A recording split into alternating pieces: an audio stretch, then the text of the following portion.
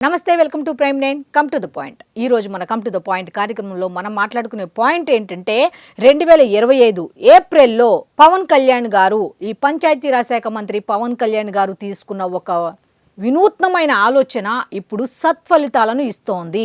అసలు ఏ వినూత్న ఆలోచన ఏ రకమైన సత్ఫలితాలు ఇస్తోంది అనేది ఈరోజు మన కమ్ టు ద పాయింట్ కార్యక్రమంలో ఖచ్చితంగా అయితే మనం మాట్లాడుకోవాల్సిన అవసరం ఉంది కాబట్టి ఈ పాయింట్ తీసుకోవటం జరిగింది.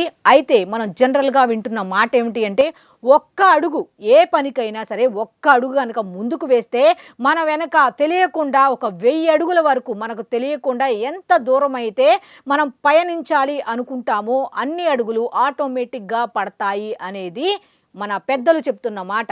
మరి అదే విధంగా దాన్ని ఆదర్శంగా తీసుకున్నటువంటి పవన్ కళ్యాణ్ గారు ఒక చిన్న అడుగు అయితే వేసి ఒక గొప్ప ఆలోచనకి అయితే నాంది పలికారు.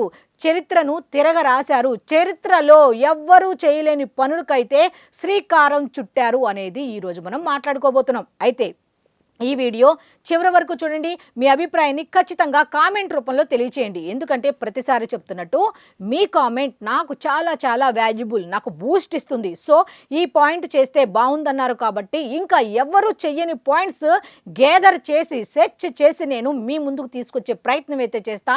సో మీరు ఈ వీడియో చివరి వరకు చూడండి.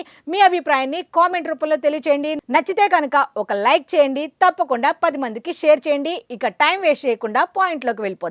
పవన్ కళ్యాణ్ గారు ఏం చేసినా ఇంత వినూత్నంగా ఉంటుందా, అంత డెప్త్గా ఆలోచిస్తారా అని చెప్పడానికి ఇది ఒక ఉదాహరణ అని ఖచ్చితంగా ఈ వీడియో చూసిన వాళ్ళు ఖచ్చితంగా చెప్తారు. ఎందుకు అంటే 25 లక్షల, గుర్తుపెట్టుకోండి, 25 లక్షల రాష్ట్ర వ్యాప్తంగా ఉన్నటువంటి 25 లక్షల పశువుల దాహార్తిని తీర్చటానికి ఒక వినూత్న కార్యక్రమానికి MGNREGA పథకాన్ని ఉపయోగించారు.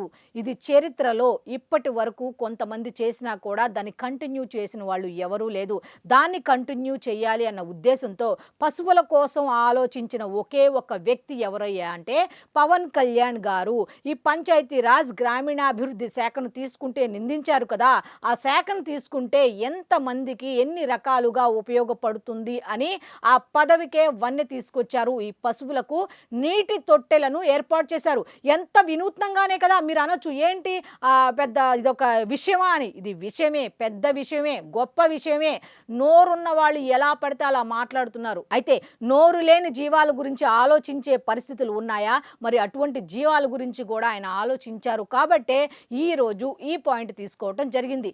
ఇది ఏదో పశువులు అక్కడక్కడ ఉంటాయి, ఏదో నీటి తొట్టెలు ఏర్పాటు చేస్తారు, దీంట్లో వింతేముంది అంటారు.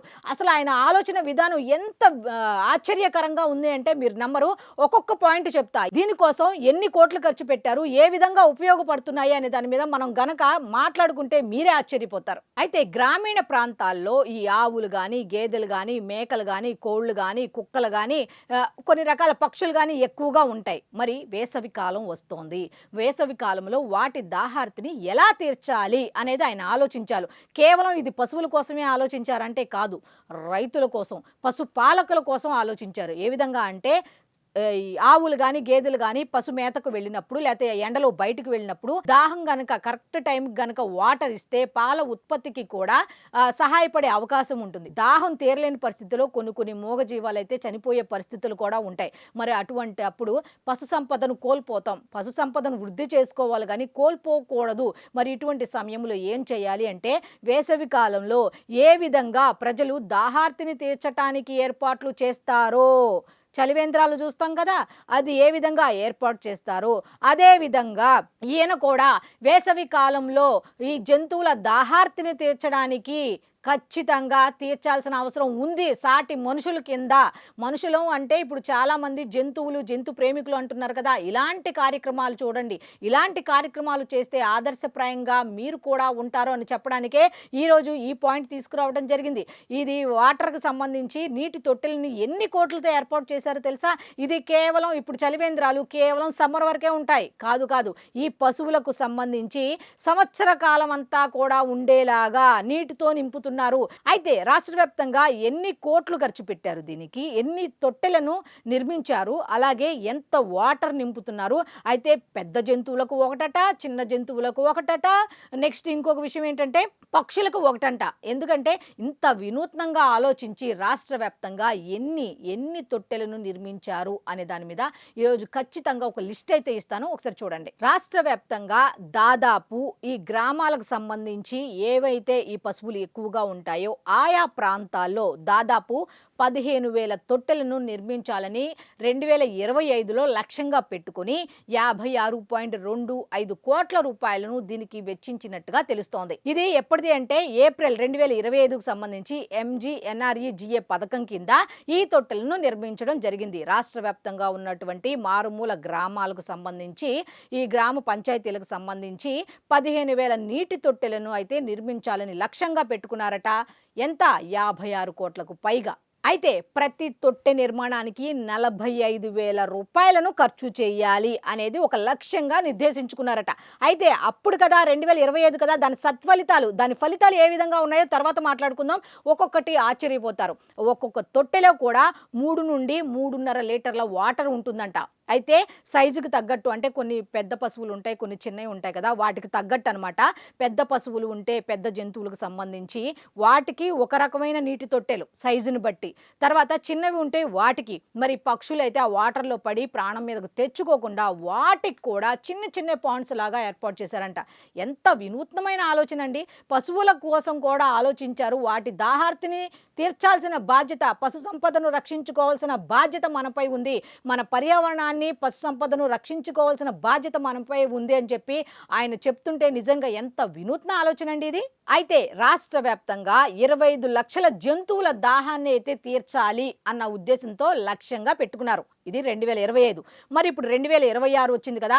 ఇప్పుడు పవన్ కళ్యాణ్ గారు ఏర్పాటు చేసినటువంటి పశువుల కోసం ఏర్పాటు చేసినటువంటి ఈ నీటి తొట్టెలు సత్ఫలితాలను ఇస్తున్నాయంట. జంతువులు ఆటోమేటిక్గా అక్కడికి వెళ్ళి వాటికి కావాల్సినటువంటి దాహాన్ని తీర్చుకుంటూ ప్రాణాలను నిలబెట్టుకుంటున్నాయి అంటూ కొన్ని జిల్లాలకు సంబంధించి రిపోర్ట్ అయితే ఉంది. అవి కూడా విజువల్స్లో ప్లే చేస్తాను, ఒకసారి చూడండి. అప్పుడు అర్థమవుతుంది, అరే పశువుల గురించి కూడా ఆలోచించే వ్యక్తి ఉన్నాడా అనేది. అయితే ఇది ఎవరికి వాళ్ళు స్వార్థంగా చేయటానికి లేదు. పశుసంవర్ధక శాఖ ఏ గ్రామాల్లో ఈ నీటి కొరత ఉంది, ఈ జంతువులకు ఇబ్బంది కలుగుతుంది అన్న ఉద్దేశంతో ఒక నివేదిక సమర్పించి ఈ గ్రామాల్లో కావాలని పశుసంవర్ధక శాఖ అడుగుతుందో ఆయా గ్రామాల్లో మాత్రం ఖచ్చితంగా ఇవి ఏర్పాటు చేయడం జరిగింది. మీరు గనక ఈ వీడియో చివరి వరకు చూడండి. ఒక మనిషి పశువుల కోసం ఆలోచిస్తున్నవాడు ప్రజల కోసం ఆలోచించడా? ఒక్కసారి ఆలోచించండి.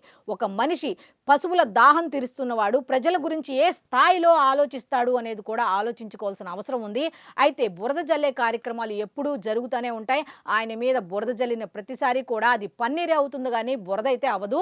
సో చివరి వరకు చూశారు కాబట్టి మీ అభిప్రాయాన్ని ఈ కామెంట్ రూపంలో అయితే తప్పకుండా తెలియచేయండి. ఎందుకంటే పశువుల కోసం ఇంత వినూత్నంగా ఆలోచించిన మనుషులైతే గతంలో ఒకళ్ళిద్దరు ఉన్నారేమో, ఒకవేళ కానీ అది సక్సెస్ కాలేదేమో. కాకపోతే ఇంకొక విషయం ఏంటో తెలుసా, సొంతంగా పర్యవేక్షించే వాళ్ళంట. దీనికి సంబంధించి ఎన్ని తొట్టెలు ఏర్పాటు చేశారు, అవి ఎలా పనిచేస్తున్నాయి, ఏ విధంగా వెళ్తున్నాయి, ఏంటి అనే దాని మీద మరి ఇంత కేర్ తీసుకుంటున్నారంటే ఒకసారి ఆలోచించండి.